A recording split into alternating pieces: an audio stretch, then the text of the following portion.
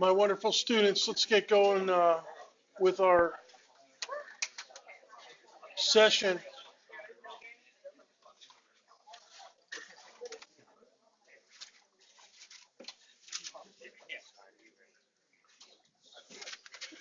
We're going to do some, we're going to be doing some sketching today, and I hope you've taken my advice to get some graph paper.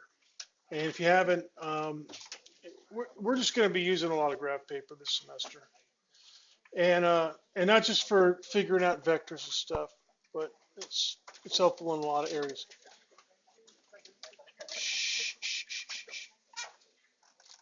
One of the things that we're going to do is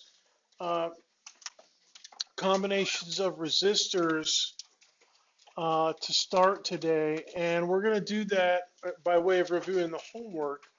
Now, the homework number 2, I looked at a few people. I know a couple people got in on it after I activated it Saturday morning, and hopefully everybody in here is taking a shot at it, at least one or two.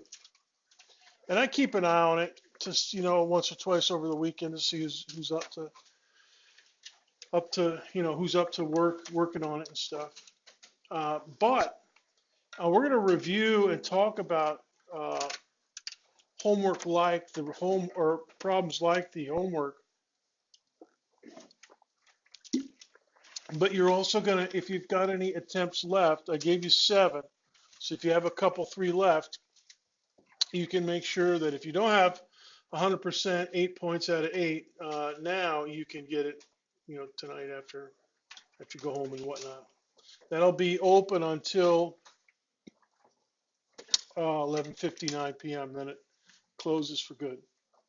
We're going to talk about Kirchhoffs rules, and I can see I misspelled it. There's 2 H's in it. I always mess it up. And then we're going to talk about circuits in which there's a resistance and a capacitance. And we'll talk more about that on Wednesday. But let's do some homework review right now with your iClicker.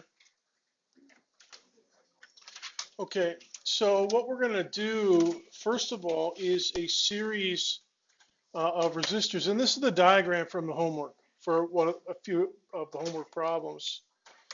Series of resistors. So let's start with the first question. What is the equivalent resistance?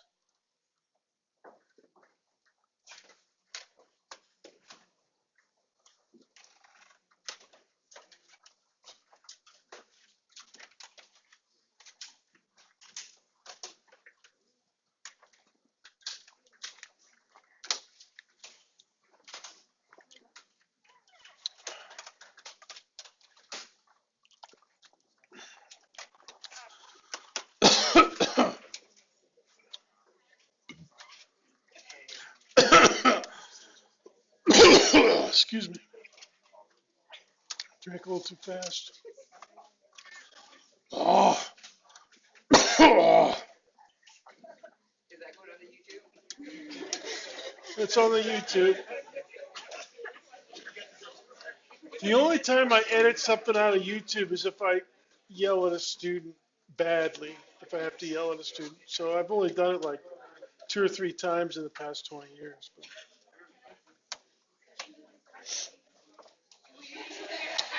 10 seconds to vote.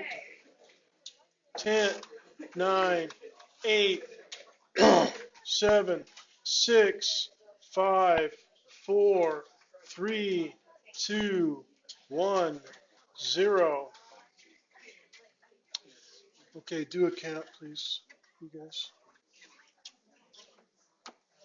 And yeah, most of you got this right. 39.9 is the correct answer for that. When they're in series, just to reinforce, when they're in series, just add them up. That's the cinchy one. The trickier one is one of these babies.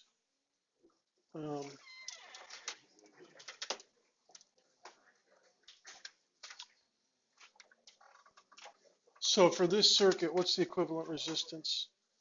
And these are all different. And this is different from the homework too, so you know it's not like you could.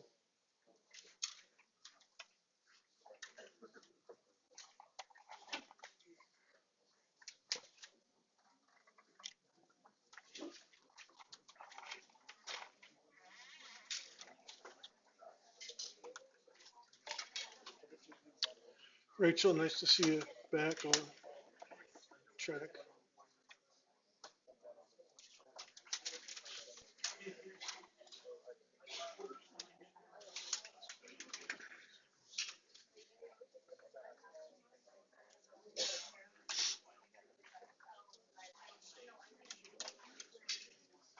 What have you got?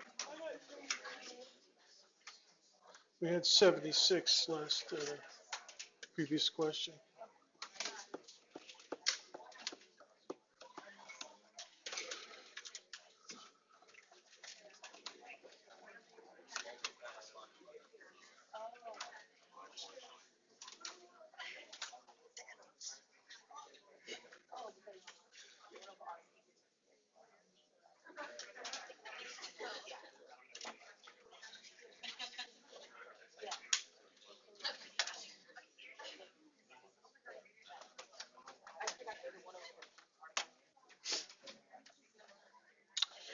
Thirty seconds.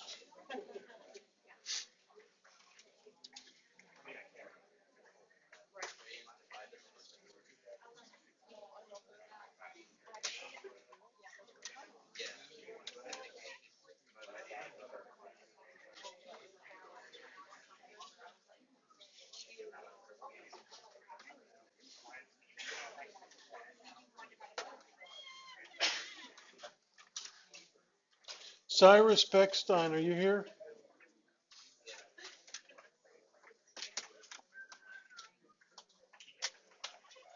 Justin Bedford.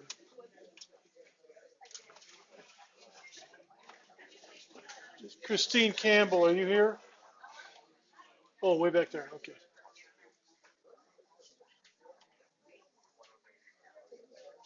Carly Diaz, you're here, right? Somewhere? Yeah, okay. 10, 9, 8, 7, 6, 5, 4, 3, 2, 1.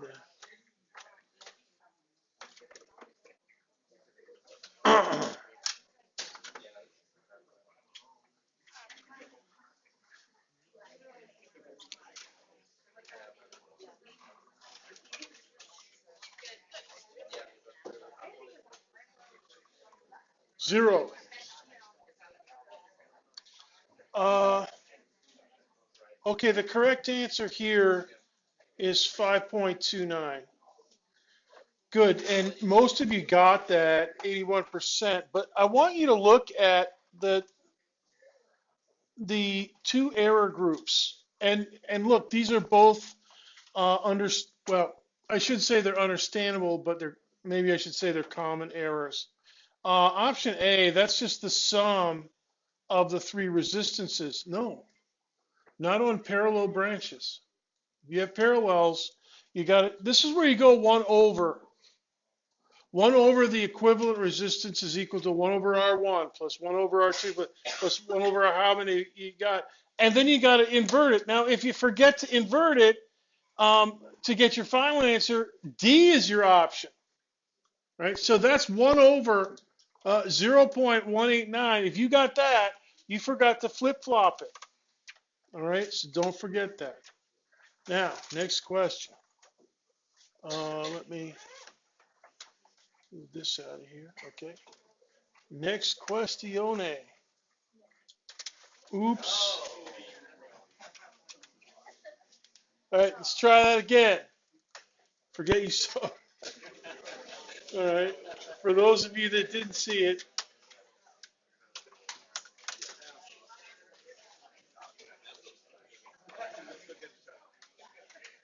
this software is a pain in the neck.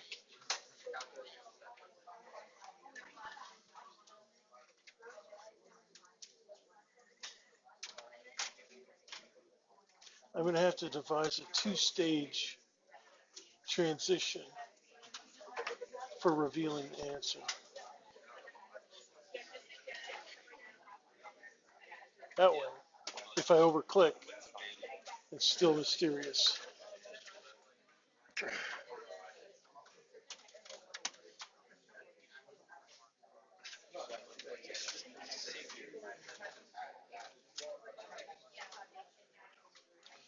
Okay, I want you guys to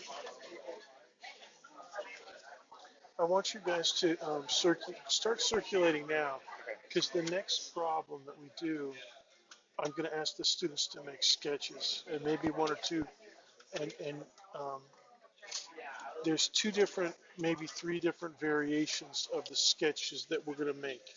Okay, and you'll see as soon as I do the next question. And what I'm going to ask you to do is to either have a student come up and show it on the document cam, or have the student bring it up, or you bring it up. Okay.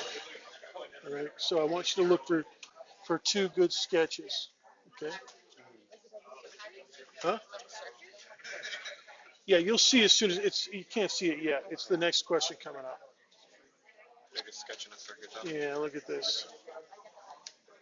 Okay, 10 seconds. 10, 9, 8, 7, 6, 5, 4, 3, 2, 1, 0.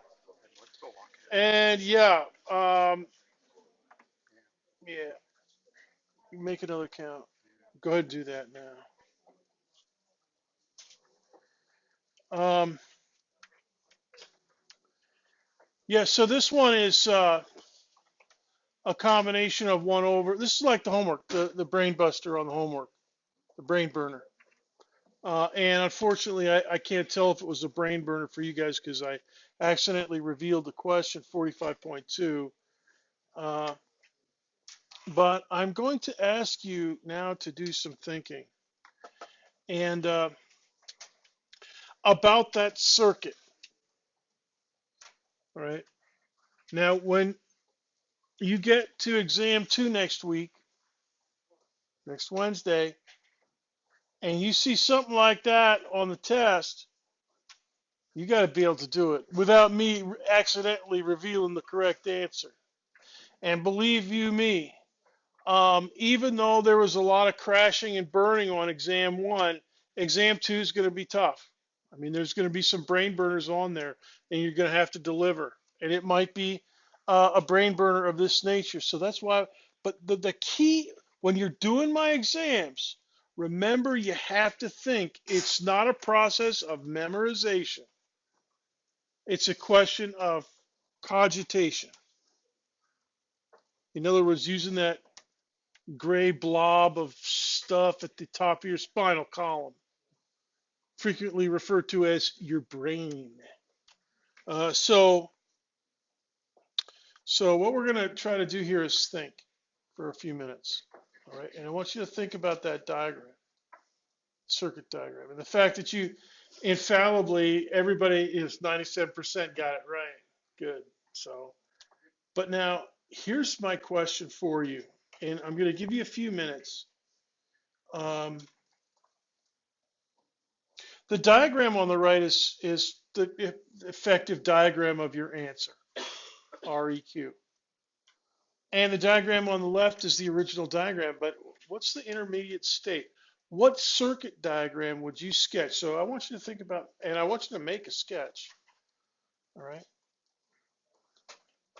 Because that is critical to helping you think. You might not have to make a sketch on the exam, but you're going to have to at least think about it, all right? All right, go ahead and circulate around, you guys.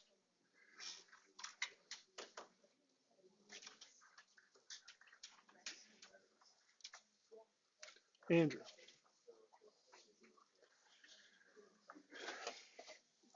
Intermediate diagram is a series of either a series of 3 resistors, R1, R2, and then the combination of the 3 parallel, or two, the combination of the 3 parallel and the combination of the 2 series. Those are 2 variants. Right, now scout around for those.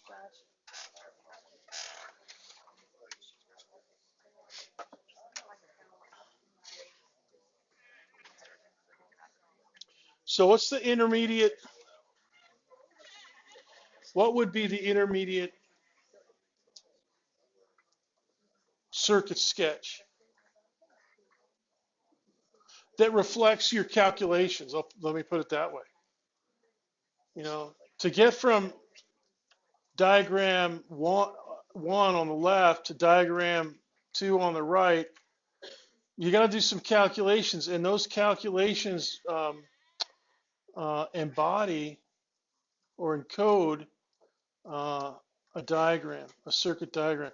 And matter of fact, there's more than one way to express an intermediate state for this problem.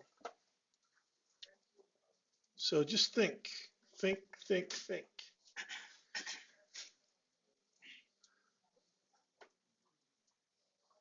And if the smoke detectors go off in here, so be it. I don't see any smoke detectors. I'm sure there are some up here.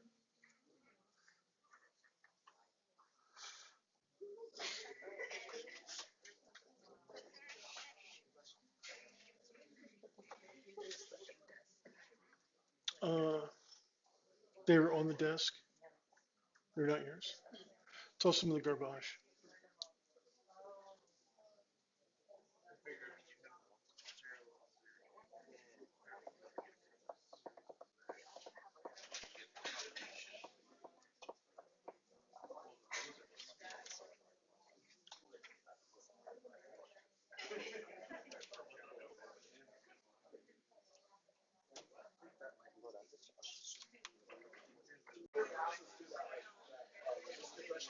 Nika,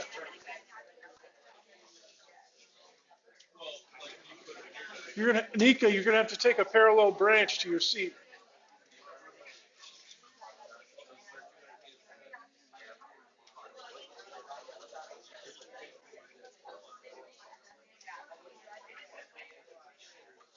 Olivia, let's see your sketch. I don't know how to draw that well, but I know, Dude. like I know everything. All right. Let's see, who else we got? Maya, Maya. Let's see. Do you have a sketch? You're just talking over there? Well, you have a nice sketch? Let me see your sketch. Andrew. Solid.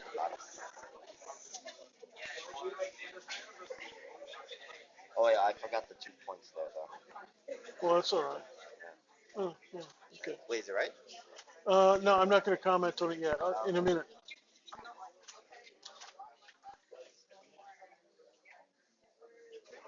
Got a good sketch? Andrew, is this guy right in front of you got a good sketch? No? Caroline, what's the sketching status at your table? Are you sketching? Andrew, check Caroline's. Andrew.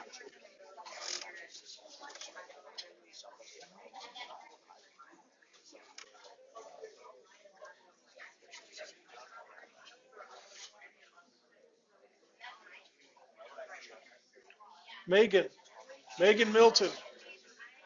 You guys sketching over there? Kind of? All right, we're about to start wrapping this up. Okay, one more minute.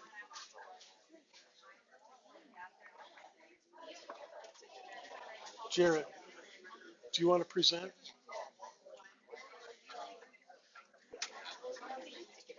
Would you like to? Or do you want to not do it?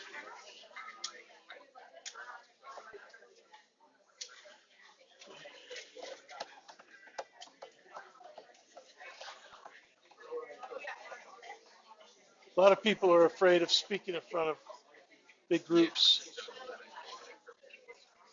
What's that?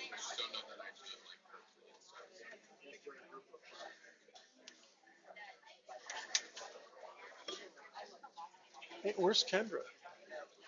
Oh, so have we got any good ones anywhere? Those guys?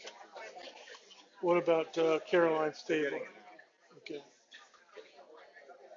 Has anybody, have you looked at these guys? Any good ones? Yeah, you can ask Gianna. Gianna back there? Go ask her if she wants to present. And she will? Okay. All right. Let's present. And what we're going to do is, again, we're going to have we're going to go to the document cam, but it's going to record it to YouTube. And unfortunately, on Friday, what Kara recorded and what Heidi recorded, we had an audio fault, and it didn't save anything that any of, and not even what I record, my comments. We don't have any audio. We don't have any YouTube for Friday. And I'll be putting up a PDF of the slides and stuff, but that's nothing like the great discussion. So hopefully you were here and took notes. But we're going to do that again right now. Now, Andrew, who else would be good? Anyone from the corner table? Yeah, but the corner table went last Friday. I think you had a good one too right here. Who? Joel, do you want to present? Your alternate reality intermediate state. Sure. Okay, first Gianna. Okay, Gianna's going to give us.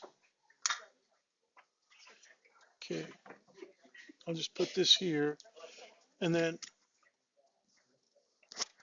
and here's the mic for the YouTube. I know, what's that?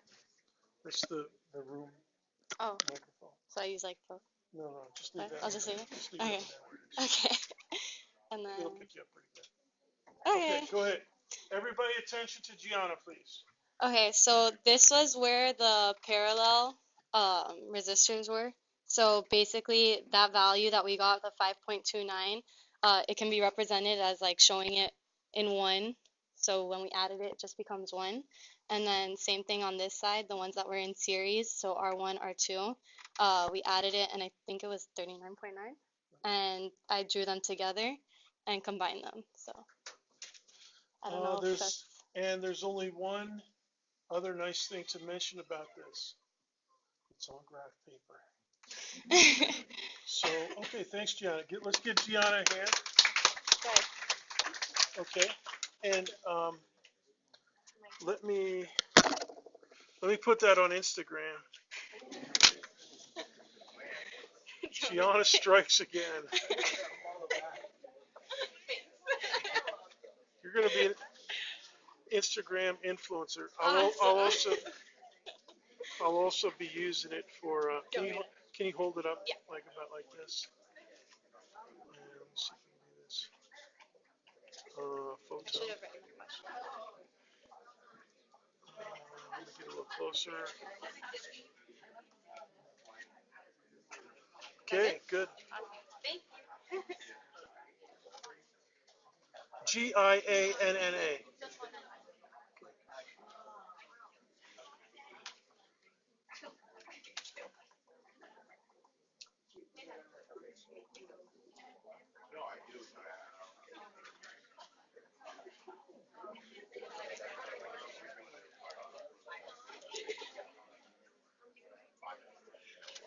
Joel. Okay, the next person up is going to be Joel, and Joel's going to show us his. And here you go. Speak it to this microphone. Hello, fellow students. You can speak it. Fellow students. Put that to your shirt. Testing. Hello, fellow students. Well, you have to talk into this one too. This one Oh, goes into that's for the YouTube. All right, I'll hold them both. Okay, good. All right, so as you see here, that's the original one. My little diagram. Move that down. So for the parallel ones, add them up like that, and then the series ones, you just add them straight up together, and you get that's all focusing.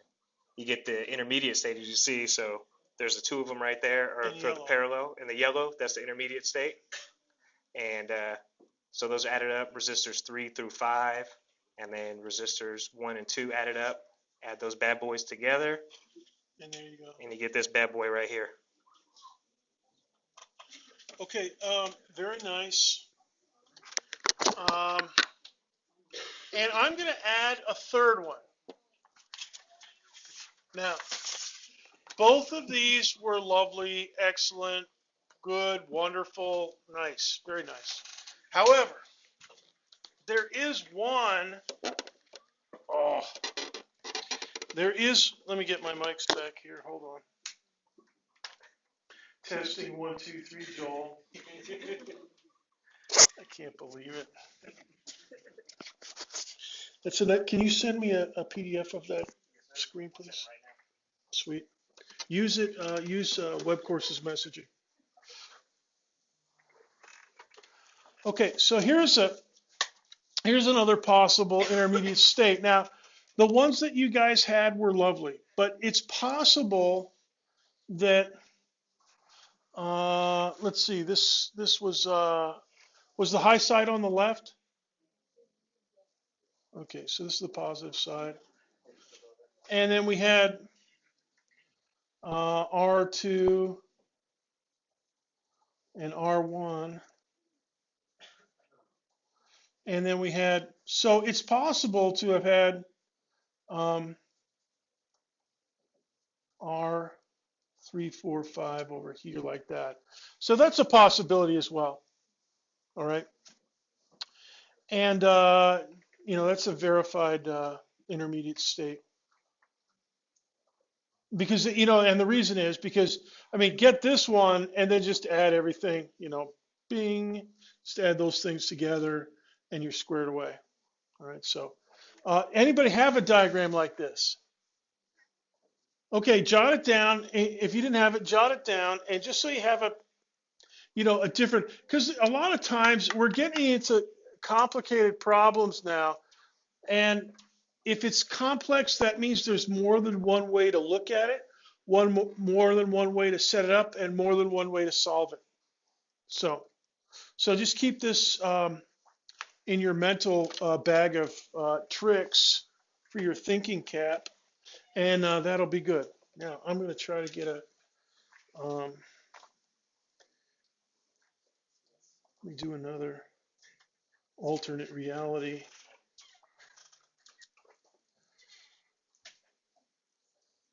Dr. B strikes again. Okay, share. Okay. And I'll embed all those images into this part of the YouTube. All right. Let's get back to business. Now we're going to talk about Kirchhoffs rules, Kirchhoffs laws, and they're basically laws for handling more complicated circuits. And I'm going to give you if you've read ahead a little bit, you know that there can be some tricky circuits. They're both related to conservation laws. The first one is called the junction rule, and it's related to conservation of current. In other words, you don't lose any current out of the circuit, so you don't lose any charges, so no electrons jump out of the circuit, like if there was a spark, and sparks can happen. If sparks happen, then Kirchhoff's law is are bolted, they're busted. But assuming that doesn't happen, the sum of the currents into and out of a junction is 0. Now this is junction point A in this diagram. This is figure 2 from chapter 21.3. And I'm calling current 1 as going into the junction. And I2 and I3 is going out of the junction. And so what I do is I put a minus sign in front of the two currents going out of the junction. Now that's not what they have here, but this is what, that's how I set it up. So here's the way I would write it. Just the sum using pluses and minuses for intos or out ofs. I1 positive minus I2 because it's leaving, minus I3 because it's also leaving, and that's equal to 0. And actually that's equivalent to the first one. If you add I2 and I3 to both sides, you'll have the first equation, I1 equals I2 plus I3, right? So either way you set that up is fine. The intos are equal to the sum of the out ofs. That's what the first equation is. All right, but I like to put it all, I like to have a 0 on one side because that expresses conservation. You're not losing anything. The loss is 0. They all add up. As they say in the, in Law and Order, it all adds up to one thing, and that is charges um, are conserved. They don't arc out of the circuit. All right. Now that's the current law, and I'm going to write my versions of the junction rule. We're going to do an example on the document cam in just a few minutes, um, a fancy example, and that's the way I'm going to set mine up. Now the book sets it up a little bit differently, so between me and the book, you have two different, slightly different viewpoints. Okay, and hey, you guys, what you can do if you're really um, a study meister. You can go to the library and get an old-timey physics book, goes through all this stuff. An old-timey physics book that had black and white only, no color pictures or anything, from back in the 1840s and stuff. I'm sure the UCF library. Matter of fact, here's the old standard is called Halliday and Resnick. Halliday and Resnick. That's like from back in the 60s. And it was the old standard for physics books. And I'm sure they have a bunch of new versions, but the older versions they probably still have in the library. All right, now, so that's the junction rule. Now, when you're faced with a complicated circuit, you'll have different wires joined together at some junction point. And no matter how many are coming in and leaving, you can always write down some kind of a sum like this. All right, the next one is called the loop rule for conservation of energy. Now, this is figure 3 from chapter 21.3. And the upper half of the diagram shows a schematic, and they're assuming in this loop that the currents are going clockwise. All right, see that bluish arrow for I? There's no other sources of current, and there's no branches of the, it's just one loop, and, so there's only one current. So they don't have I1 and I2 or anything like that. They just have I. So the current going out of the battery is equal to the current going into the battery, all right, in this diagram. Okay, so you assume that, it's going from the positive plate and then away from the positive plate and around the circuit and back to the negative plate.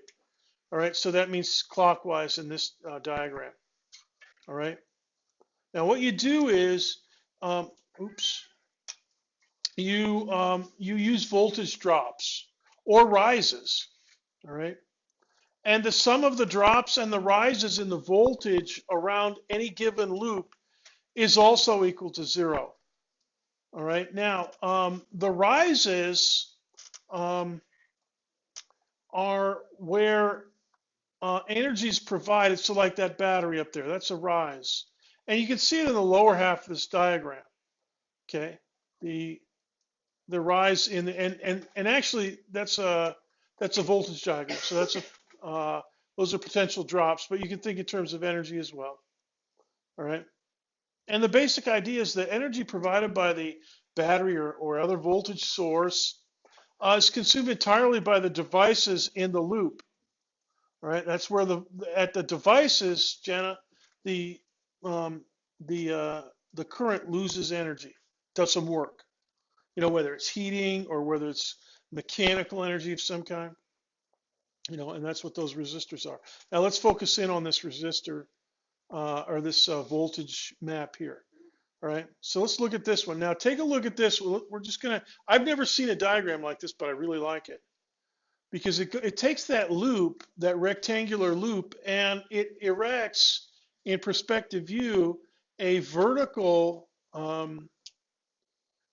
panel to represent the voltage state in the circuit, and that's righteous, right? So right here across the battery, you have where I just burned it in there, that red line segment, you have a rise in the voltage. All right, that's what batteries do.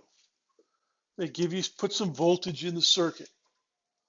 All right, now right here, the internal resistance, you get a little bit of a drop. Now it doesn't say what the internal resistance is. You know, it might be 0.2 ohms or something like that. But you get a little bit of a voltage drop there, not much. In fact, you can see they say it's 1 volt. All right. It goes from 18 down to 17. Now the next one, you got to go around the horn here and all the way down here to resistor 1. So there's another drop. Now the current's going right to left. And so the energy state drops from right to left. Work is done. And the voltage drops from 17 down to 5. So that's 12 volts worth of electrostatic potential that you've lost at that resistor. All right, so that reflects some work done and some power dissipated. And then the last one is over here at R2. All right, so that's another. So you've got, let's see, you've got 1 volt, 1 positive delta V at the battery. You've got 1, 2, 3, and you've got 3 negatory delta V's at each of the internal resistance and then the 2 device resistances. All right. And so basically, so what the loop equation is going to look like is this. And this is what I want you to focus on. All right. Now this one ends in 0 again. And it's going to be a little different from what the textbook has. But in this one we know, actually we do, in this problem we do know what the resistances are. I guess it was on the earlier, the other half of the diagram. So 18 volts at the battery plus, that's a rise. And then a drop, 0.5 ohms times whatever the current I is. And then a drop, 6.0 ohms at resistor 2 times whatever the current I is. And then a drop at resistor 2, 2.5 ohms times whatever current I is. And those equal 0. Those add up to 0. So again, the rises, like batteries or transformers or something, solar cells, you consider to be positive. And I usually put my positive signs in, at least at the start, for my voltage, and also when I'm doing the junction rule for my intos into the junction. And then I put a minus sign in front of my drops. All right. Now, when you do this, and it seems trivial here on a single loop and for a single junction, but what we're going to do next is do a circuit with 2 loops, several junctions. And what we're going to find is that if you follow these rules, you'll always get the current going in the right direction. And what that means is, well, let's work out an example on the document cam. All right, so here's my example that we're going to go to. Okay, and I'm going to go to the document cam myself and do this with you. So go ahead and sketch this one in. 2 loops, upper loop, and notice that they have 3 different currents, I1, I2, and I3, and they each have a direction. All right, now let me switch over here. Go ahead and switch to the end, Andrew. I'm still recording here, good. What I want you to do when I tell you to switch, just hit the space bar and then I'll go to page 2. Okay. And then I'll be able to put 2 different PDFs. Actually, I have 3 pages worth. Okay, so let me get caught up with you guys.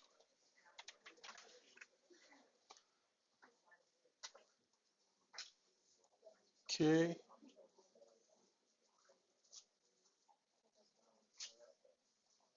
Okay, positive side on the right. And the electromotive force here is 18 volts. Actually, I have it in my notes here.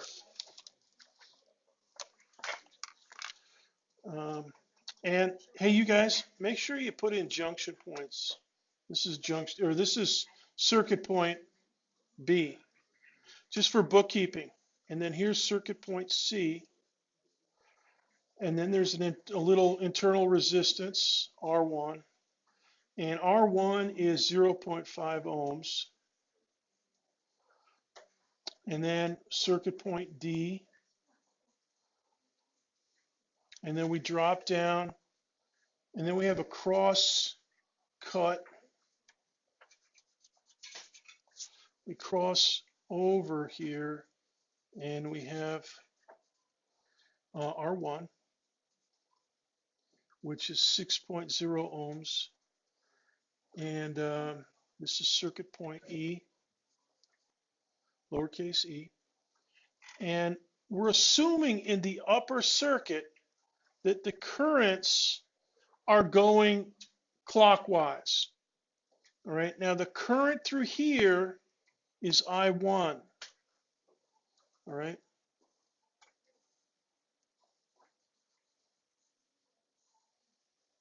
All right. Okay, so this current is I1. And then I've got circuit point A here. And this is R2. That's 2.5 ohms. And hey, you guys, this is also I2 over here. I2 is the current out of the battery and into the battery. And we're assuming clockwise. So go ahead and put a little curly Q in there to remind yourself of the circulation. Now, if we find that I2 is a negative number, then that means if we find that I1 is a negative number, then that means that I1 is going left to right. That's all that means. All right. And if you do all the accounting properly, you'll be able to let the numbers do the talking. All right, now let's go down here to the lower loop. And now look at this. We got high side on the right, but if you think about it, internal resistance here, and then up here, we've got an external resistance. This is R3, 1.5 ohms. And this is current 3. Now in this one, we're going to assume that the current 3, I3, is anti-clockwise. So I'll put it down over here as well, I3. Okay, and E2 is 45 volts. So this is the big one. So we have a decent sized one up here. Let me back this off a little bit. Okay, we have a decent sized one up on top, but we have a gigantic one down at the bottom. And this is R2. It has a little bit of internal resistance, 0.5 ohms. Okay. All right. So there's our circuit.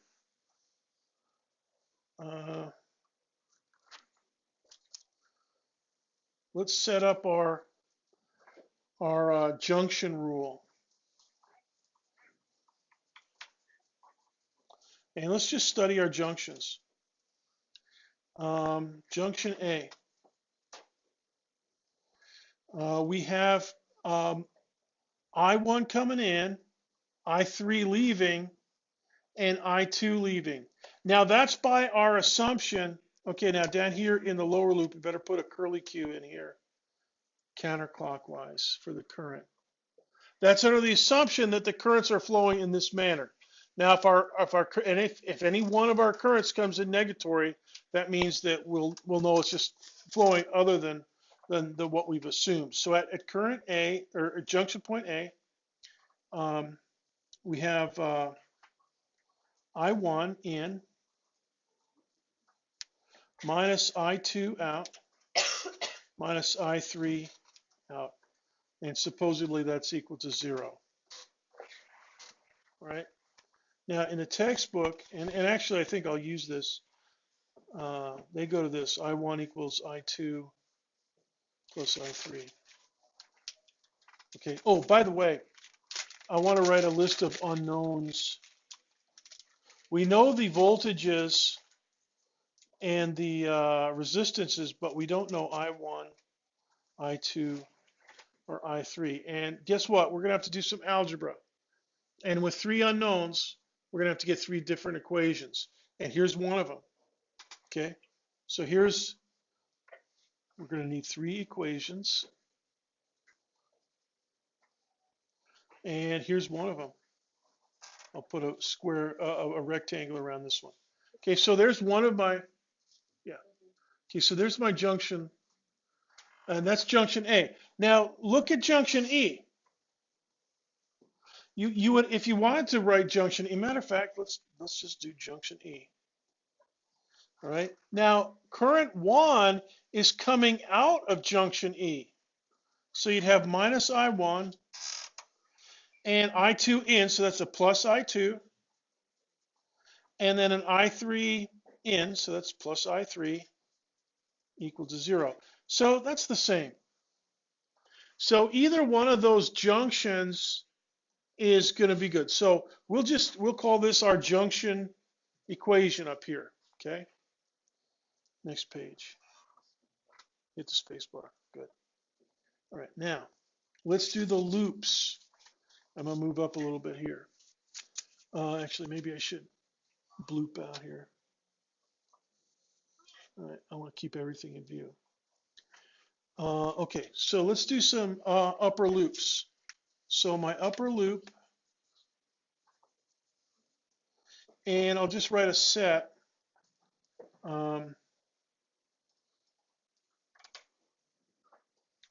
A, B, C, D, E, and back to A. So there's my upper loop.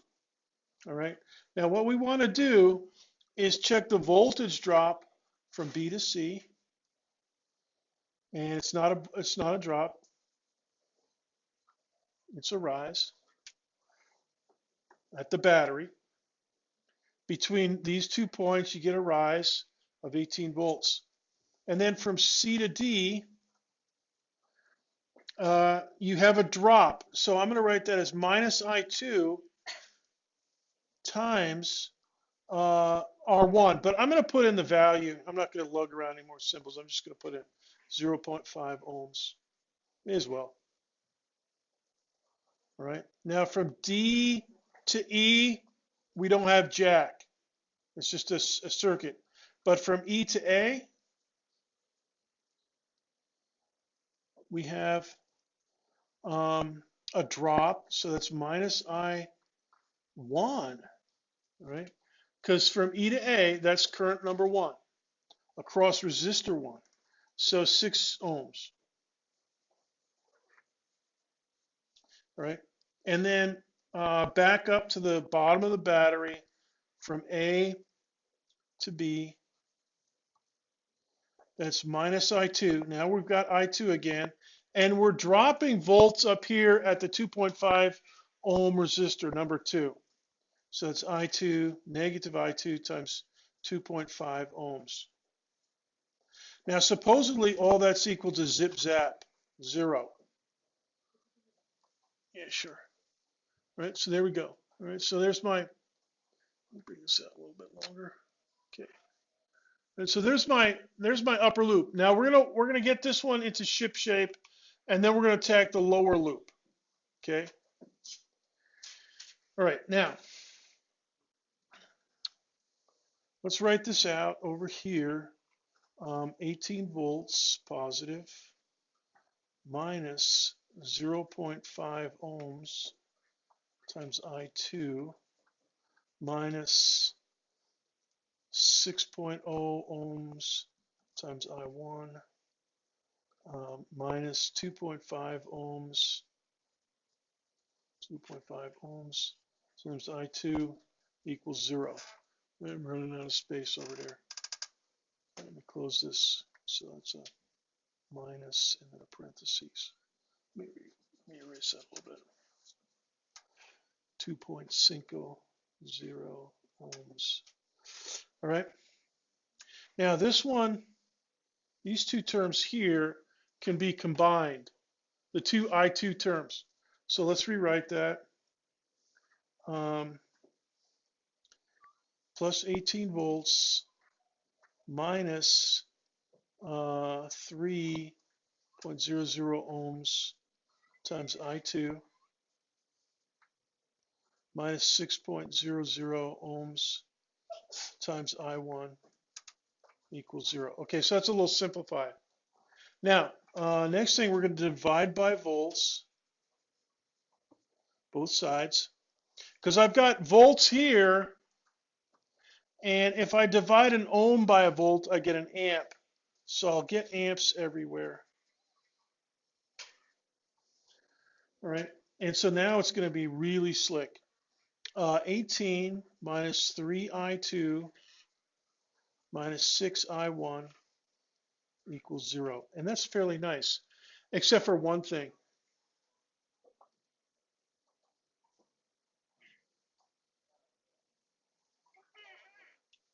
Anybody see anything that can make it even nicer? Factor out what? 3. Yeah, factor 3's out.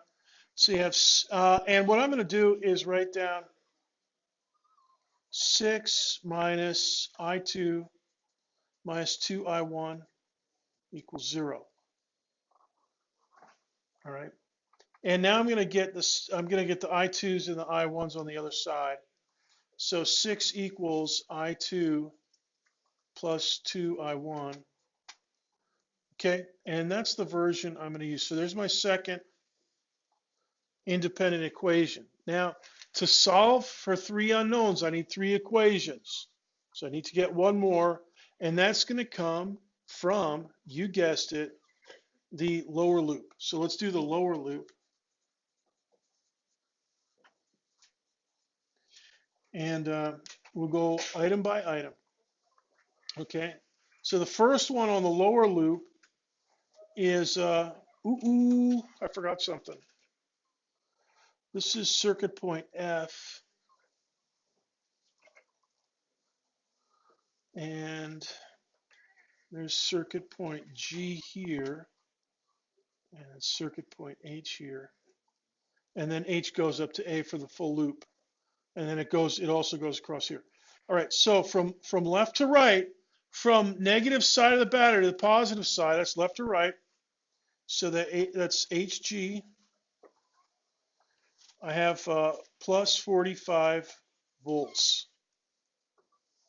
And then from G to F, I have the internal resistance.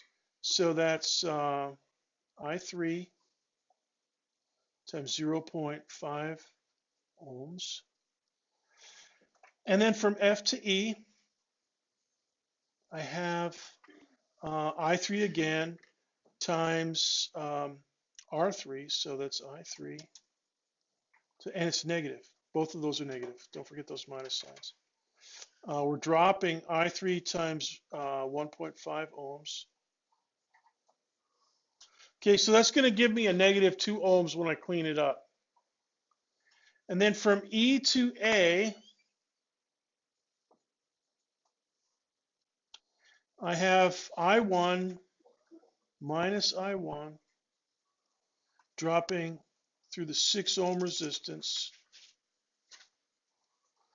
And that's it.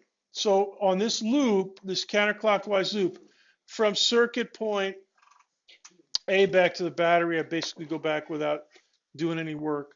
So these are my 4 drops and rises. All right. So again, this is supposed to be equal to 0, zip zap. All right.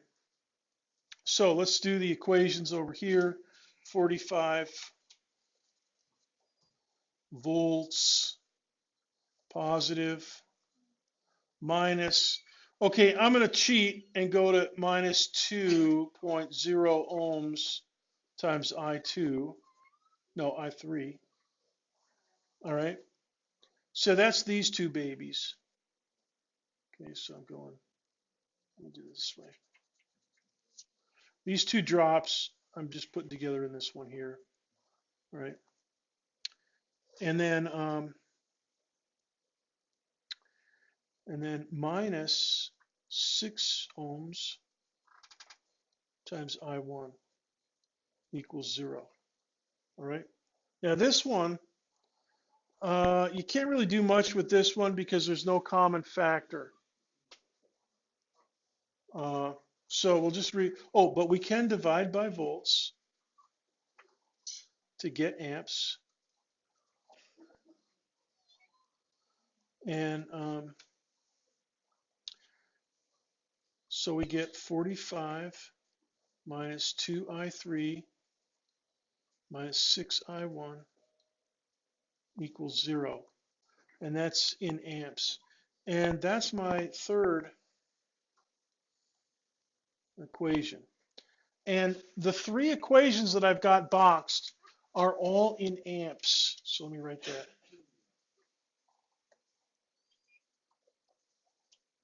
Because I've divided voltages out. Okay, so I don't have to do the, I'm not going to write in amps everywhere here. We're just going to leave that understood, silent. The amps are going to be silent. Questions?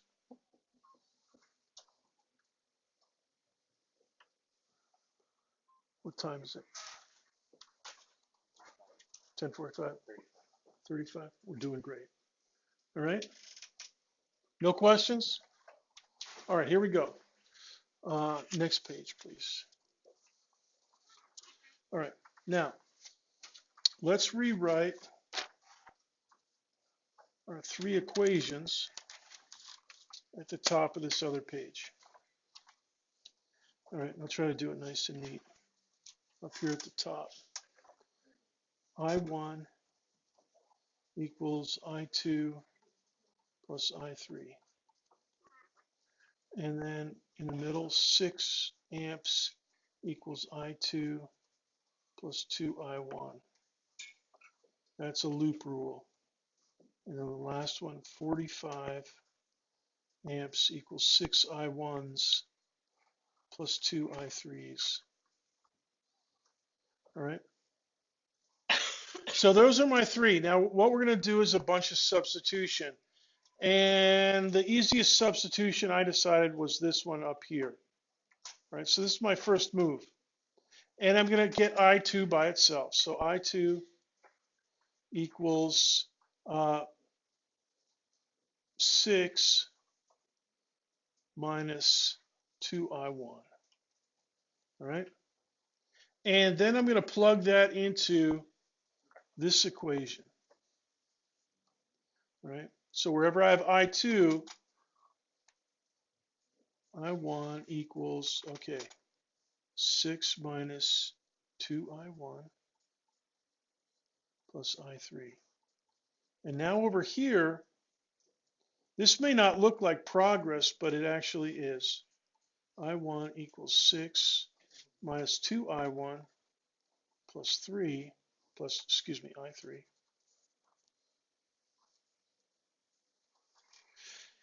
And that might not look like progress, but you can solve this one for I3. So you get I3 by itself here, and then substitute that in over here in the third equation. Now, you don't have to do it this way. I mean, if you have a top secret method of your own, and like I said, there's many different ways to solve three simultaneous equations. I'm just doing, I mean, you can use determinants if you want. Question, Rain. You could substitute I1 into this one up here. And I'm just doing, Rain, I'm doing the one that I saw. Okay. But I'm glad you saw that other route. And that's, that might be a little bit easier route. All right. But I'm going to go through my notes and then just remember, you could try a different route. Right. It's definitely normal.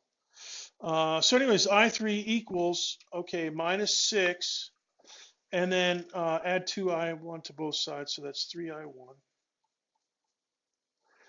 All right, so that's equal to I3. Let me make that a little bit neater. Okay. Now, that one's nice because I can now substitute that into the third equation. So let's bring that all the way down. Okay, so I have 45 amps equals 6I1 plus 2 I3s. Now, I have two of these, minus 6 plus 3I1 in parentheses. And there's my substitution. All right. And notice now at this stage, Melanie Rosario, I've got I1s, and that's all I got.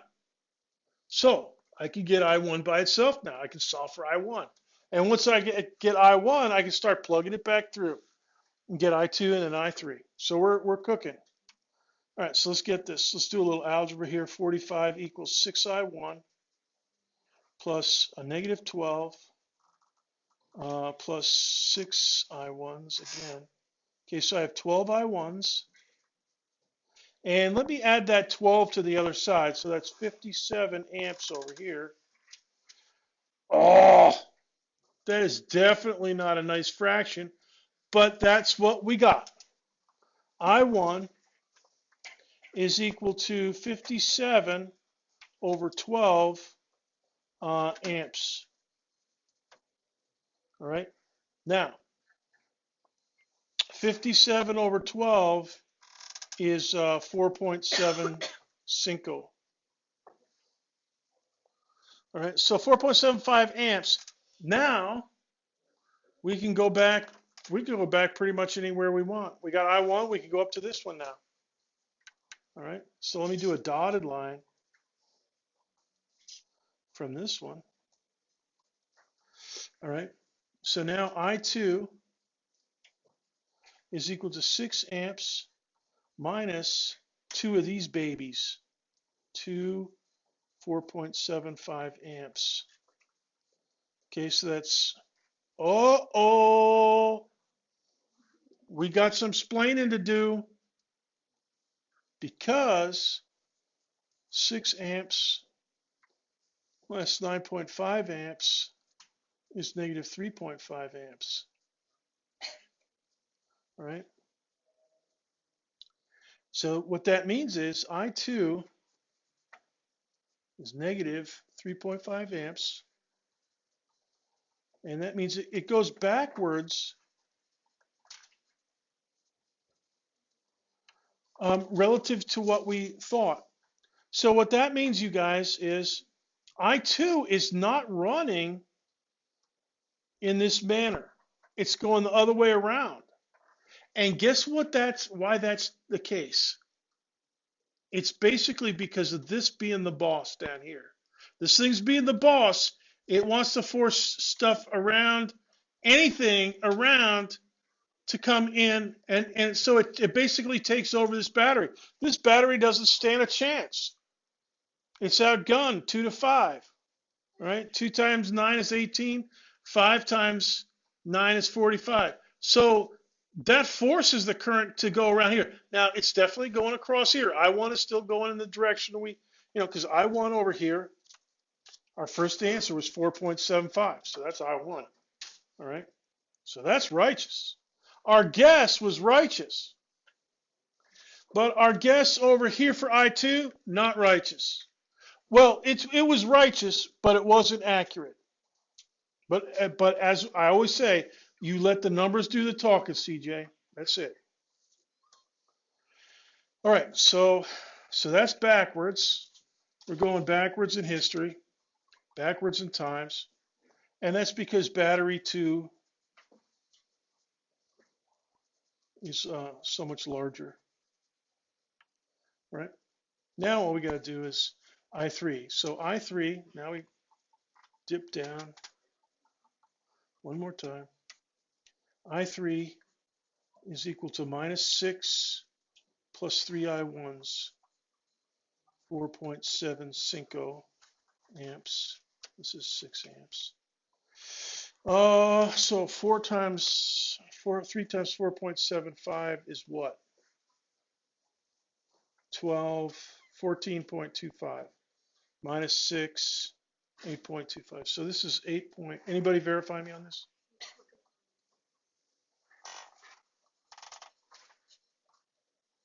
All right, so there's I3. And I3 is good. I3 is flowing in the way we assumed it would. Okay. So what that tells you is, yeah, the current flows anti-clockwise in the lower loop and anti-clockwise. It doesn't even flow anti-clockwise. It flows just anti-clockwise in the outer loop. You know, here's another loop that you could use, you guys. You could, if you wanted to, you could use the entire outer loop if you wanted to. And then one of the upper or the lower loops, and that would also work. Right, so here's your answers. I3, 8.25. And let's just check.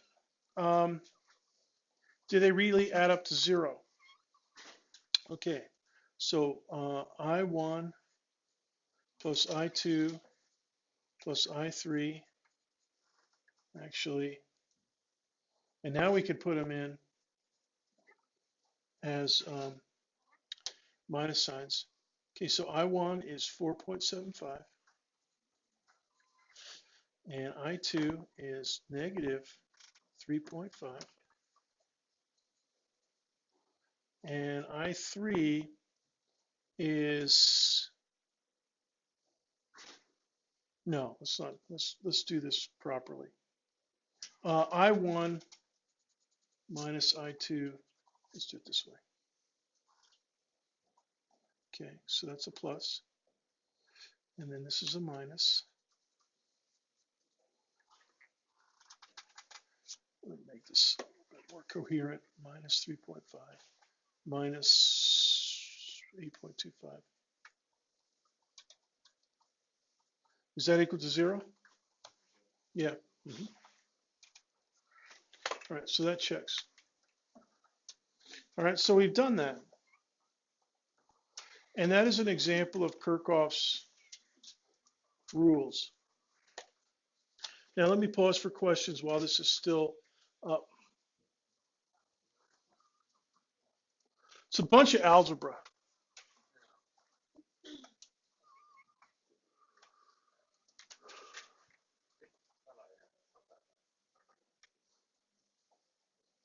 All right.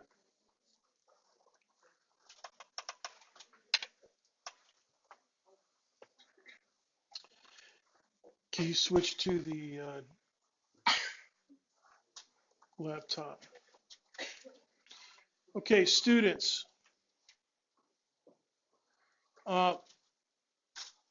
Dip to the next page, please. We're now going to study on the dot cam a circuit like this, and this one's about as simple as you can get. A battery, a resistance, and a capacitor, and a switch. Now, we can do this with the capacitor on Wednesday. We'll probably mess around with this as a lab.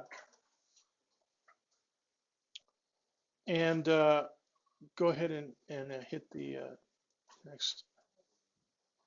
So let me remind you that the energy dissipates at the resistor, but the other two circuit elements, the battery and the capacitor, are actually storage devices. Go ahead and hit spacebar.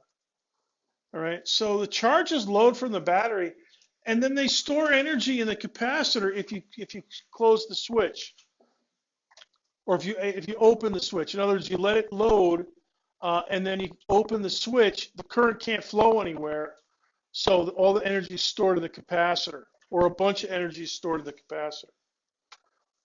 So what we're going to do now, or let's go to the document cam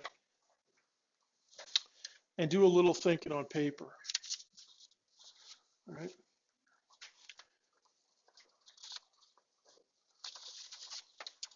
What time is it? 10:49. Okay. All right.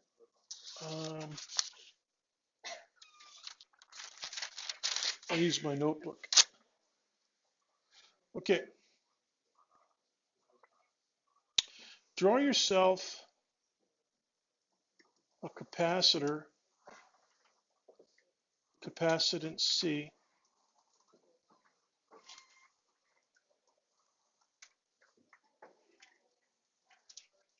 and a battery,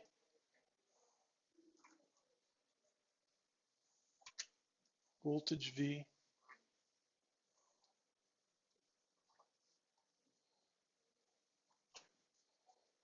All right. So at time t equals 0, current is counterclockwise. So it's going to go this way, and it's going to charge up. This is going to be your positive plate of your capacitor. It's going to be the minus plate. All right. At some time in the future, after last electron loads, t equals some big amount of time, take the battery out.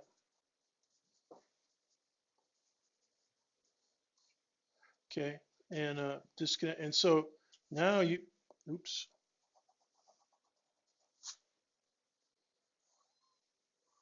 You've got a capacitor fully loaded, some amount of Q, capital Q. And let's put a switch. A switch is, go ahead and put a dot at the end of one of your line segments, and then go down a little bit from it and put another dot, and then go back around, and then put a kind of a line segment out here to the left, kind of tilted out there. This is a switch. It's open.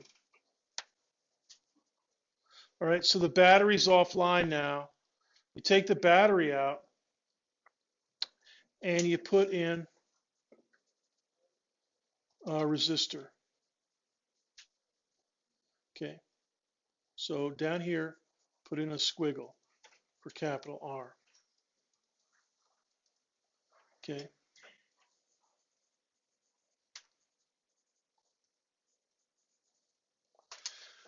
Now, close the switch. Question. In what direction? So, if you close the switch, let's go ahead and make a sketch. Capacitor. And now the switch, I'll put two dots here, but now they're connected. And then here's my resistor. All right, now, question for you. In what direction or in what sense, clockwise or counterclockwise, does conventional current flow now that you've closed the switch?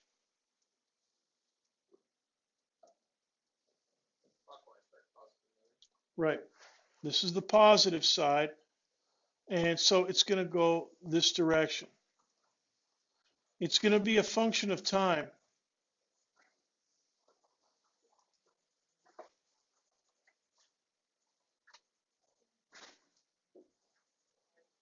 All right. And it's going to be clockwise. And when will the current stop? What's the condition that means you're not going to get any more current? Lindsay? What is it that happens at the capacitor that is the reason the current is no longer flowing. Because at some point it's going to stop flowing. Think. Go ahead. The capacitor runs out of charge. What also does the capacitor run out of when it runs out of charge?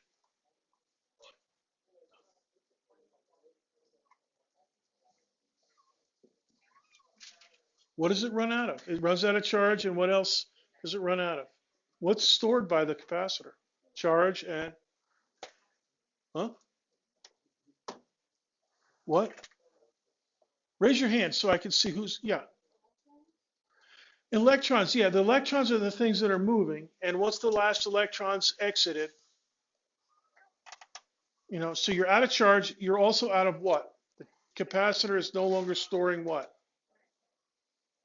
Capacitor doesn't store current. It stores something, it stores charge, and what's stored between the plates?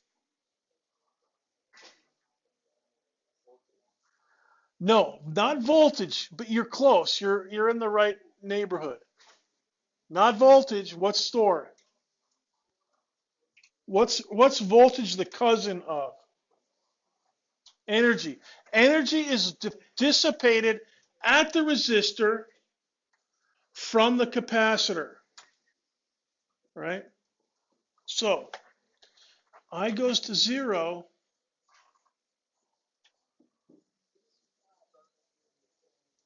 when T goes to some big amount of time, because the last surplus electron leaves the cap, and the cap is out of energy, stored energy. Stored electrostatic potential energy. All right? So now the current, if you look at it as a graph of function of time, at time t equals 0, it's going to start up here, I subscript 0, and then somewhere, I'm going to put a little squiggle in the time. This is the time axis. All right? And I'm going to put a little squiggle to indicate that there's a break in the axis. So somewhere out here, I of t is 0, right? So is it a straight line? Is it a bump and then a dip? Is it sine waves all the way down? What is it? All right. Now we're going to figure out what that is. Let me ask you a question. Why is the current, thinking in terms of what moves and where they move, why is the current, can you move this to the doc cam slide? Okay. Why is the current so big at the start? Why do those electrons want to move out of that plate? Why is that? Go ahead. Yeah, Andrew. Yeah, because it's got the negative plates loaded up with excess negatives. So as soon as they get a chance, they're going to make a break for it. All right? So now listen carefully. The amount of charge on the plate is therefore proportional to the amount of current out of the plate. All right? Does that make sense? All right, so let's write that down. Let's go on the next page. Yeah, I'll just write it down. Delta Q over delta T is proportional, so I'll write down an alpha here, times the charge on the plate. So the charge on the plate is changing with time, so we'll call it Q of T. All right. And so this is basically i.e. repulsion.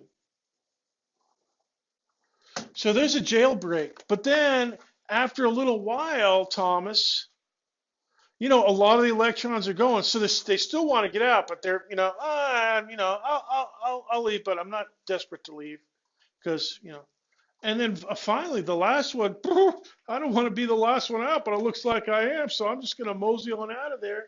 And he's just kind of poking along. All right. But at the start, so all the verbal phrases that I've just used, jailbreak at the start, medium at the middle, and really slow for the very last electron, is summarized in this equation here. Delta Q over delta T equals alpha times Q as a function of time. All right. Now, my wonderful students, I am going to make a spreadsheet for you to fool around with. I'm going to upload it to web courses as an Microsoft Excel spreadsheet. God bless America. And I'm going to let you fool around and see why. Can you get to DC circuits? No, the next chapter. I think it's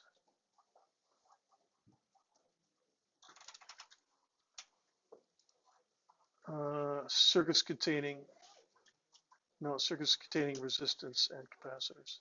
Down. No, you missed it. It's 21 point. There it is.